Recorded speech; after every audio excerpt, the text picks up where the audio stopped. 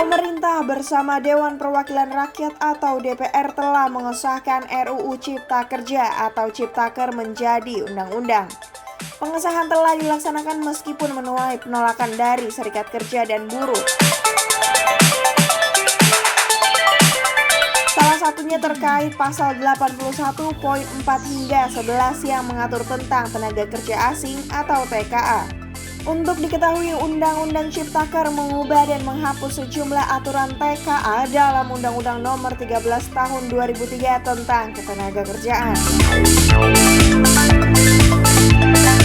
Pertama, dalam Undang-Undang Ciptaker, pemerintah menghapus kewajiban izin tertulis bagi pengusaha yang ingin mempekerjakan TKA. Ini tertuang dalam pasal 81.4 Undang-Undang Ciptaker. Sebelumnya, kewajiban ini tertuang pada pasal 42.1 Undang-Undang Ketenagakerjaan yang berbunyi, setiap pemberi kerja yang mempekerjakan tenaga kerja asing wajib memberi izin tertulis dari menteri atau pejabat yang ditunjuk. Sebagai gantinya, pengusaha hanya diwajibkan memiliki rencana penggunaan TKA. Ini tertuang dalam pasal 42 Undang-Undang Ciptaker yang berubah bunyinya menjadi setiap pemberi kerja yang mempekerjakan tenaga kerja asing memiliki rencana penggunaan tenaga kerja asing yang disahkan oleh pemerintah pusat. Tak hanya itu, pemerintah memperluas pengecualian kewajiban rencana penggunaan TKA melalui pasal 81.4 Undang-Undang Ciptaker.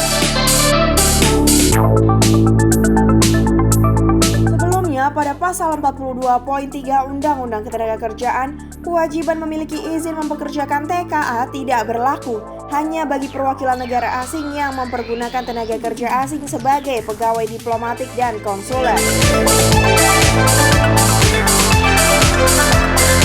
Namun pemerintah melonggarkan pengecualian itu dengan mengubah pasal 42.3 Undang-Undang Ciptaker dengan menambah pengecualian kewajiban rencana penggunaan TKA menjadi 3 pihak.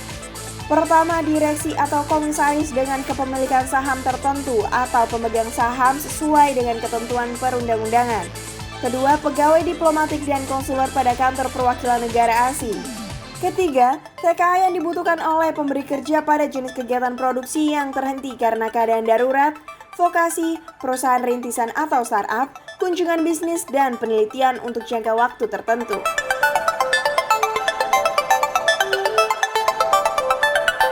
Menariknya lagi, pemerintah mengganti bunyi pasal 42 poin Undang-Undang Ketenagakerjaan yang mengatur batasan waktu kerja TKA di Indonesia. Pasal itu menyatakan TKA yang masa kerjanya habis dan tidak dapat diperpanjang dapat digantikan oleh tenaga kerja asing lainnya.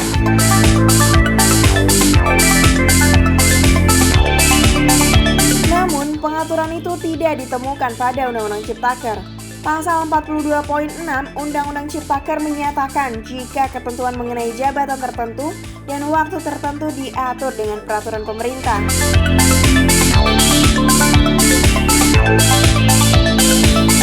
Selanjutnya, pasal 81.5 Undang-Undang Ciptaker menghapus ketentuan dalam pasal 43 Undang-Undang Ketenagakerjaan yang berisi tentang cakupan rencana penggunaan TKA.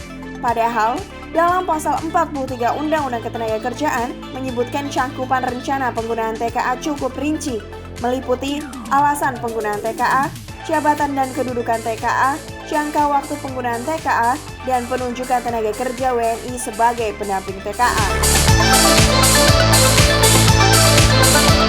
Kemudian pasal 81.6 Undang-Undang Ciptaker menghapus ketentuan dalam pasal 44 Undang-Undang Ketenagakerjaan menyatakan jika pemberi kerja TKA wajib menaati ketentuan mengenai jabatan dan standar kompetensi yang berlaku.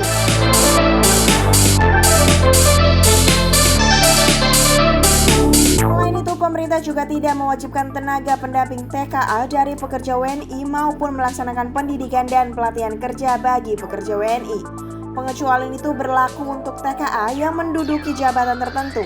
Bagaimana bunyi pasal 45 Undang-Undang Ciptaker?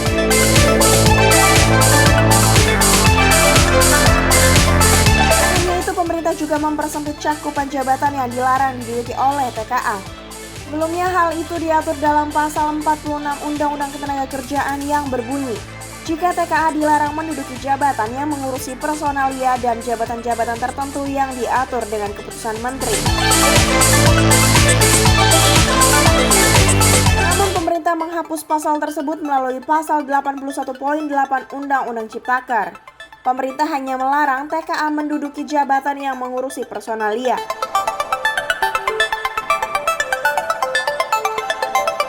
Terakhir, ketentuan mengenai penggunaan TKA serta pelaksanaan pendidikan dan pelatihan tenaga kerja pendamping kini tak lagi menjadi wewenang Presiden melalui keputusan Presiden.